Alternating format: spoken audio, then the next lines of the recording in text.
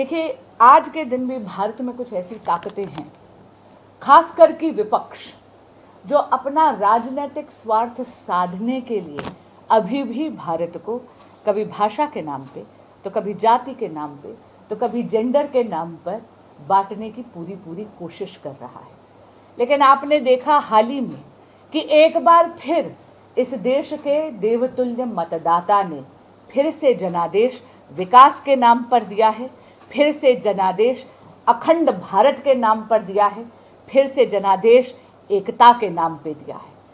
आदरणीय प्रधानमंत्री श्री नरेंद्र मोदी सरदार वल्लभ भाई पटेल की शिक्षाओं का अनुसरण ही नहीं कर रहे, बल्कि उनको ग्राउंड पे माँ भारती के चरणों में चरितार्थ कर दिखा रहे हैं।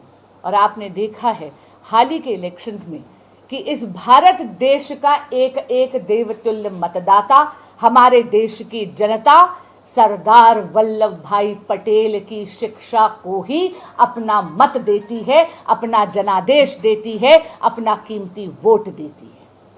हम बहुत सौभाग्यशाली हैं कि सरदार वल्लभ भाई पटेल जैसे महापुरुष का हम 150वां साल उनकी जन्म जयंती का मना रहे हैं। सरदार वल्लभ भाई पटेल कोई आम शख्सियत नहीं थे, कोई साधारण मानस नहीं थे। वे तो वो थे जिन्होंने बिखरे हुए राज्यों को आज़ादी के समय ही माला के मनकों के जैसे एकता के एक सूत्र में पिरोकर माँ भारती को सुशोभित करा। और आज उसी एकता के सूत्र को, उन्हीं संस्कारों को हम अगली पीढ़ी तक, युवाओं तक लेकर जाना चाहते हैं। और इसीलिए आप जानते हैं कि पूरे के पूरे देश में यूनिटी मार्चेस हो रहे हैं। हाल ही का जो जनादेश एनडीए के पक्ष में आया है, उसके शिल्पकार थी बिहार की महिलाएं और बिहार का युवा।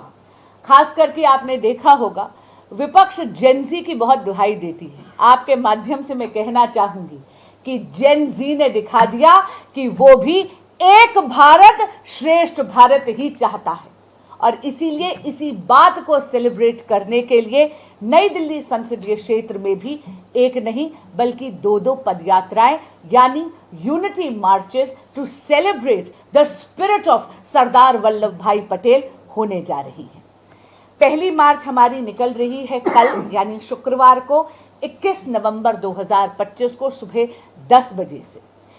मैं आपको थोड़ा सा रूट के बारे में बताना चाहूँगी और इसके लिए मैं बहुत बधाई देती हूँ दिल्ली सरकार को, बड़ी बहन श्रीमती रेखा गुप्ता जी को जो हमारी माननीय मुख्यमंत्री हैं, और हमारे डीएम साहब को भी, जिन्होंने ये सुनिश्चित कर दिया है कि कल का जो रूट है वो बहुत ही हिस्टोरिकल रूट है। आप भी जानते हैं कि दिल्ली एजुकेशन का हब माना जाता है। तो देखिए, हम लोग सबसे पहले तो शुरू करेंगे लेडी श्रीराम कॉलेज के गेट नंबर 2 पे। जब भी आप महिला सशक्तिकरण की बात करते हैं, जब भी आप फॉर्मिडेबल महिलाओं की बात करते हैं, तो आपको सबसे पहले याद आता है एलएसआर कॉलेज।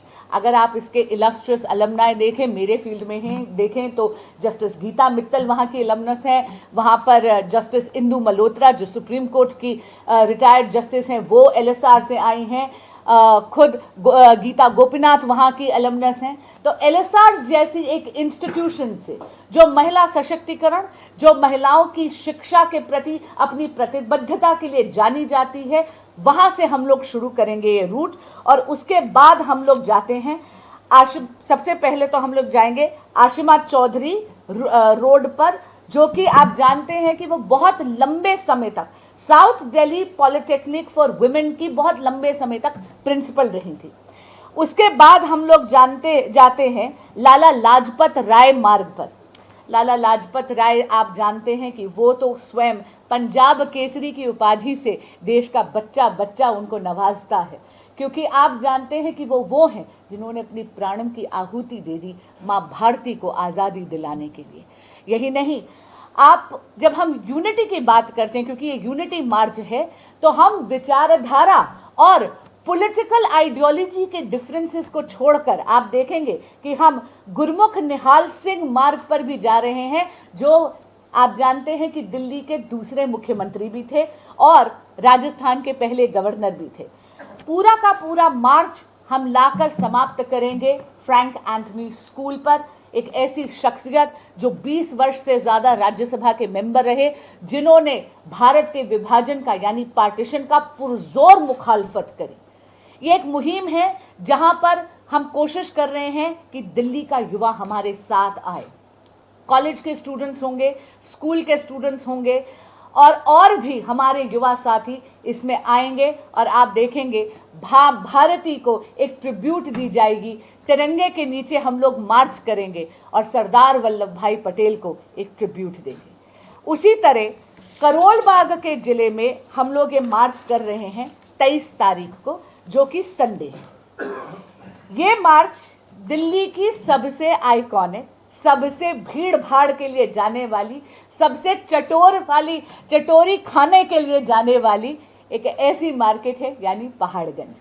लेकिन दिल्ली में जो भी आता है, नई दिल्ली रेलवे स्टेशन से उतरते सबसे पहला परिचय उसका अगर दिल्ली में होता है तो वो है पहाड़गंज। इसीलिए ये स्थान चुना गया है, क्योंकि it's a very iconic market.